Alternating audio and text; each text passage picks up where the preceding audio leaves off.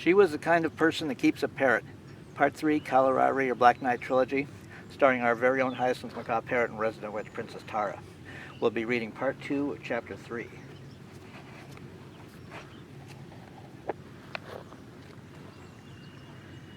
The Monday morning history department staff meeting in the department's conference room on the second floor of the UW's Denny Hall broke up as the professors lingered around a box of Top Pot donuts the department chairman, Dr. Glenn Hackman, uncharacteristically provided.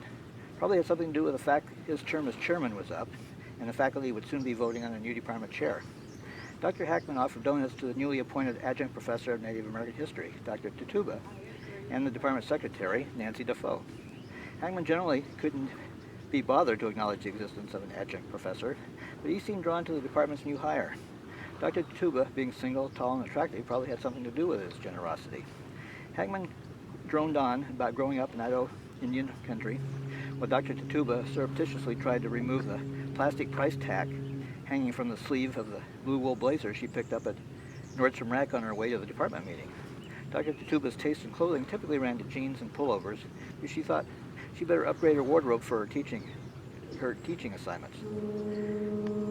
Dr. Tituba patiently waited for a respite in the chairman's monologue to ask the secretary when she might expect her first paycheck so she could cover her credit card bills. Dr. Tituba struggled to feign interest in Chairman Hackman's family stories, related in his knowing faux British accent picked up on a Rhodes Scholarship to Oxford University back in his grad school days. Nancy Defoe recognized Dr. Tituba, grew weary of the unwanted attention. When Dr. Tituba started squirming on her feet, Nancy interrupted Dr. Hackman to remind him to call the university provost to work on the department budget for the next school year. Hackman apologized for needing to conclude his family history. Grabbing the last donut in the box, he shook Dr. Tituba's hand for an uncomfortable time before retiring to his office. Tituba gave Nancy a look of relief. "Thank you," she said. Nancy smiled. "Is he always so unconsciously superior?" Nancy laughed. "Dr. Hackman means well. He's been under so much pressure from the regime since public universities have been federalized." Tituba put her hand on Nancy's shoulder. "You do not need to sugarcoat him. I know an asshole when I see one." Nancy forced a smile in response to Dr. Tituba's bluntness. Nancy couldn't take her eyes off Tituba's mop of red-painted hair or raven black lipstick. Nancy admired unconventionality in other people. "Come to my desk, Dr. Tituba. I've got keys for you for your office." Tituba followed Nancy into the history department office. Nancy dropped into her chair. "Do you have a first name?" Nancy asked. Dr. Tituba is much too formal for office chatter. "Just Tituba," she laughed, relieved to know the department secretary was not one for formality. "You can dispense with the doctor part." Nancy rummaged through one of the drawers in her desk. She presented Tituba with a couple of keys. "Here are the keys, one for the outer door. You'll have to figure out which is which." "Thank you, Nancy. Never had my own office before." "You'll be sharing office with Dr. Michael Bulgakov, our historical archaeologist. I believe his work is right in line with yours. He's done a lot of research on westward expansion and contact with Native American peoples. White man history," Tituba laughed, her face brightening. "Huh?" Nancy replied to Tituba with a startled look. "History is written by the winners. Through my work, I hope to provide some perspective on what the people lost out in that history experience." Tituba laughed. "I know Dr. Bulgakov's work. I did not realize I would be sharing office with him. I'm glad I dressed up." The history department has to scrounge for office space at this university. We are not high-tech or sports, so we have to take what we can get. The office is in the sub-basement of the Suzala Library. I've never been there, so I'm afraid I'm not much help to you in finding the space. "I am very appreciative," Tituba assured Nancy. "I will manage. I am sure the office will be just fine." "I want to say I'm thrilled that you are joining the department. I'm happy to see a little diversity with the faculty. If there is anything you need, I will do my best to help you out." "Why, thank you." A grin broke across Tituba's white face. "Chairman Hackman told me you were a direct descendant of Chief Seattle. That is quite a pedigree." "What? Oh, no. I think he misunderstood me. I am part Duwamish, that is true. My great-grandfather was the last recognized shaman of the tribe." "A shaman?" Tituba nodded. "How fascinating. What is the connection with Chief Seattle?" "Somewhere. My mother has an old photograph of my great-grandfather as a child, sitting on Chief Seattle's knee. That is my claim to fame." "That would be something to see. Whatever became of your great-grandfather?" "Pretty much the same story for Indians everywhere. My people were forced off their traditional lands in the face of white settlement. They either moved to reservations or disappeared into the shadows. Traditional practices, such as shamanism, were suppressed by the authorities. My great-grandfather refused to abandon the Duwamish homeland, so he stayed in Seattle and lived in the shadows, clinging to the old ways and old beliefs. He turned to bootlegging after the state of Washington went dry in the early years of the 20th century. According to family lore, he disappeared into one of the smuggling tunnels leading to underground Seattle and never came back. Probably robbed and killed because he was Indian. "I'm so sorry," Nancy exclaimed. "Not your fault, but thank you. My grandfather used to tell me his papa was killed by a cannibal warlock who was trying to wipe out all the shamans with knowledge of the ancient magic my people used to keep evil spirits and demons at bay." Tituba and Nancy realized half the faculty of the department pressed around them, eavesdropping on the conversation. Tituba could feel her face flush. "How fascinating," someone remarked. Tituba shrugged. "My dad kept telling me that grandfather was just trying to scare me. I can still remember grandfather calling me his little witch." Chuckles broke out across the audience. Tituba grinned. "I like to think he meant that in a good way." Nancy laughed. "Of course he did." "Thank you, I appreciate that." Tituba is an unusual name. Does the name have special significance in your family? Tituba's eyes darted around the crowd, listening in on the conversation. She took a deep breath. "My father was a dreamer. Growing up on the Duwamish River around Boeing Field during the 50s and 60s, he liked to watch the shiny U-jet planes landing and taking off. He dreamed of one day flying like an eagle. The day he got old enough, he married my mom and joined the Air Force on the same day. The Air Force packed him off to Vietnam. He was always good with tools, so the Air Force made him a flight mechanic. My mom hoped that would keep him safe. They sent him up on a bomber, one of the very planes he saw flying out of Boeing Field, to check out some mechanical issues. He got shot down over North Vietnam. The day I was born, he was a guest at the Hanoi Hilton. Since my dad wasn't around and my mom was in the hospital, my grandfather named me Tituba." "Just Tituba? Nothing else?" "Just Tituba. You should Google the name sometime. My mom worked like 3 jobs to keep a roof over our heads and pay for medical bills, so she didn't have much time for me. My grandfather pretty much raised me on a steady diet of old folk tales and legends about my great-grandfather battling cannibals and witches, monsters and demons who were trying to take over his homeland." "Did your father survive the war?" "Barely. He was too broken to work for a living, so he turned to alcohol to self-medicate. He got involved with the American Indian movement and other radical groups. He kept getting beat up by the cops and thrown in jail. He ultimately drank himself to death on the streets of Seattle." A gasp rippled across the audience. "I'm so sorry," Nancy said, looking up forlorn at Tituba. "My dad pretended to be a man of science and technology. I think he was pissed at his dad for filling my head with all these fairy tales." Nancy shrugged. "Sometimes fairy tales have some small basis in fact." Tituba ran her hand through her red-painted hair. Her eyes gazed wistful toward the ceiling. "Very last thing my grandfather told me the day he died," Tituba pressed her fingers to her eyes, as if trying to keep a treasured memory from slipping from her mind. "Yes," Nancy said. Tituba's audience leaned forward with rapt attention.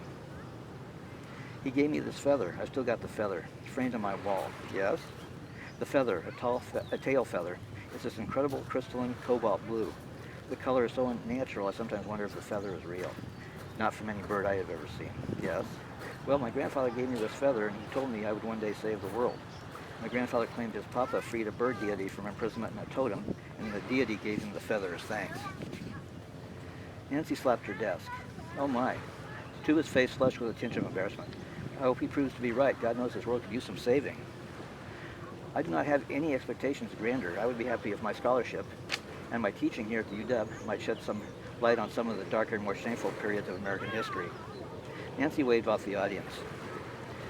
She waited for the crowd to disperse. Nancy smiled at Tituba. "Some are born great, some achieve greatness, and some have greatness thrust upon them." Tituba grinned.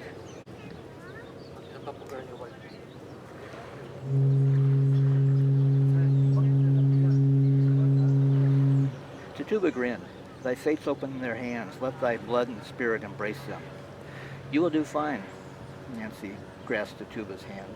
"If you have any problem finding the office, just come back here and I will try to help you in some way. I'm sorry Dr. Bulgakov didn't show up for the department meeting. That's not like him." "Oh?" "He's probably tied up at the Burt Museum. The regime has him consulting on old native artifacts that were recently discovered here at the UW." Tituba's gray eyes widened in surprise. "What interest would the regime have in old native artifacts?" "That is all hush-hush, top secret. Something you'll need to ask Dr. Bulgakov about. Possibly he can enlist your help. Might be a way to pad the paltry wages we pay you." Nancy frowned apologetically. Tituba pointed to Nancy. "Speaking of which, any idea when I might expect my first paycheck? My cash flow sucks." Nancy grinned. "I'll find out for you." Tituba turned away from Nancy's desk. "Oh, one last thing," Nancy added. "Yes?" "Dr. Tituba has an office cat. If I remember correctly, her name is Margarita, like the drink. You'll want to be careful when you open the office door." "I love cats," Tituba blurted out.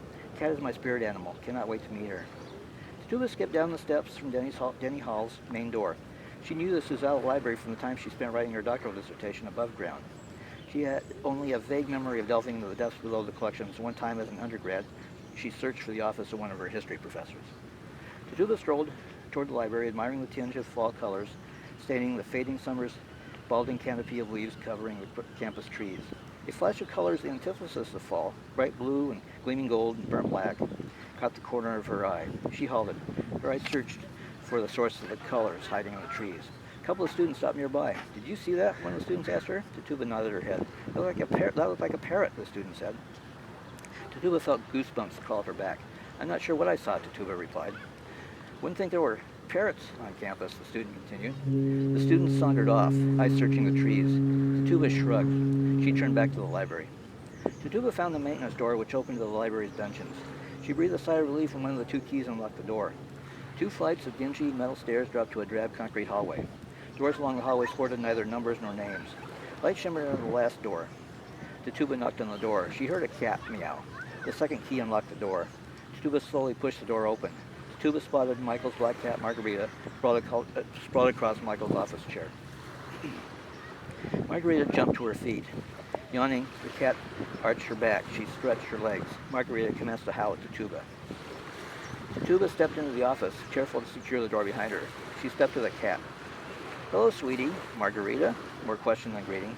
Margarita's howling amplified. Tituba rubbed Margarita's head. She noticed a sheet of paper on Michael's desk. Big, bold, black letters spelled out the words, "Feed the cat." "Thanks." Tituba lifted the sheet of paper.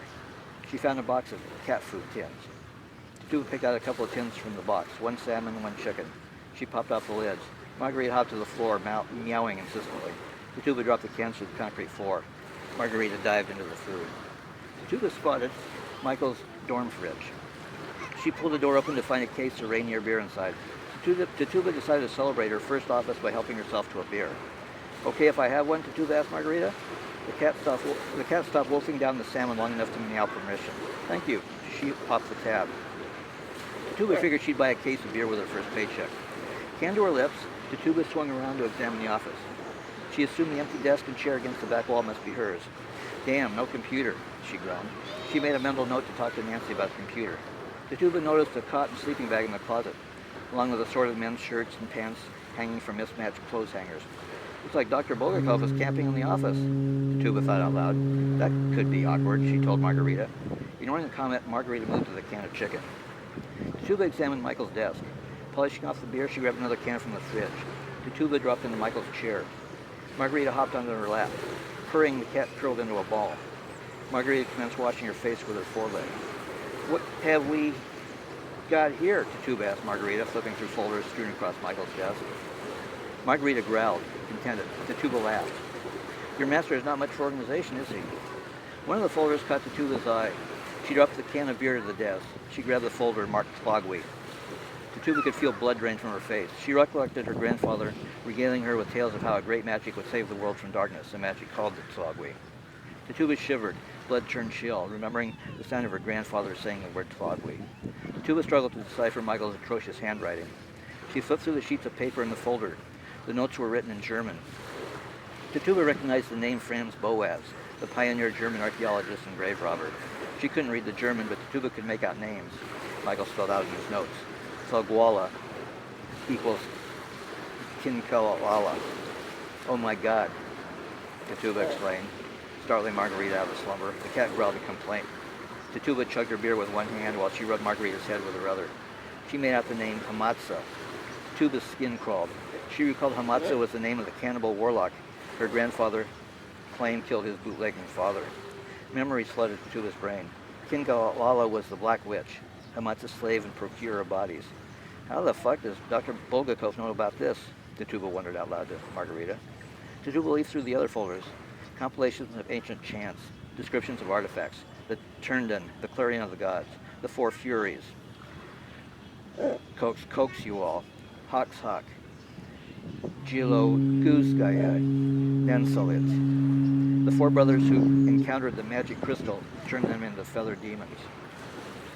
Tituba's hand shook when she saw the word Luwalaksa, the bird people of Mount Rainier. Tituba remembered her grandfather speaking reverently about Luwalaksa. who he called the first people. The last folder, labeled Jason Asen, surprised Tituba. She sighed disappointment to find the folder empty. Tituba remembered Dr. Asen from an introduction to U.S. history class she took as an undergraduate several years before, probably his very first class as a freshman in a PhD. She wasn't too impressed. What does a dweeb like Dr. Asen have to do with a Tlogwi? Tituba wondered out loud to Margarita. At the mention of Dr. Asen's name, Margarita leaped to her feet and commenced to howl in Tituba's face. Tituba slapped the empty folder onto Michael's desk. She felt an uncomfortable chill brush her neck. Tituba's hands shook. Margarita jumped onto Tituba's shoulder. The cat growled at the door. Tituba spun her chair around. Margarita's growls turned to hisses. The cat leaped to the floor. Tituba jumped to her feet. A woman stood inside the office door. She looked to be a woman. Long, billowing locks of white hair transformed into a flowing white gown that trailed through the door behind her. Even in the glare of the overhead fluorescence, the woman appeared indistinct, ethereal, transparent. Tituba could see the door, not just behind the woman, but through her. Tituba's heart skipped a beat, maybe 2 or 3. She struggled to breathe for the fear that struck her. The apparition pointed through the door into the hallway outside. What the fuck? The words burst out of Tituba's throat. Margarita raced to the door. Growling, the cat turned to look, eyes imploring at Tituba. Tituba recalled a story her grandfather told her about the messenger of the Togwala, the guardian of the secret magic of the Tlogwi. You are a Healiligas, Tituba muttered. The woman melted into the door. Margarita stretched up on her hind legs, forepaws clawing at the door handle. You want we should follow her? Tituba said. Margarita meowed in the affirmative. Tituba grabbed her can of beer off Michael's desk. She pulled the door open to peer out. Margarita scampered into the hallway. The woman stood halfway down the hall, pointing at one of the other doors. Margarita dashed to the door. The cat stretched herself up to paw at the handle. What the hell? Tituba sighed. She drained her beer. She tossed the empty into the office. The apparition disappeared through the other door, leaving Margarita howling at the door handle. The door is probably locked, sweetie, Tituba said. She grasped the handle. She fumbled for her keys in her pants pocket. To her surprise, the handle turned. Tituba pulled the door open. She froze. A sheet of glimmering, translucent white light blocked the door. Tituba could see the woman standing behind the sheet of light, motioning Tituba to follow. With a growl, Margarita jumped through the sheet of light to run to the woman's feet. Wait, Tituba cried out. She sighed. Dr. Bogakov is going to kill me. Margarita stood up on her hind legs. The cat motioned to Tituba with her front paws to step through the light. Oh, what the hell? Tituba took a deep breath. She squeezed her eyes closed. Tituba stepped into the sheet of light.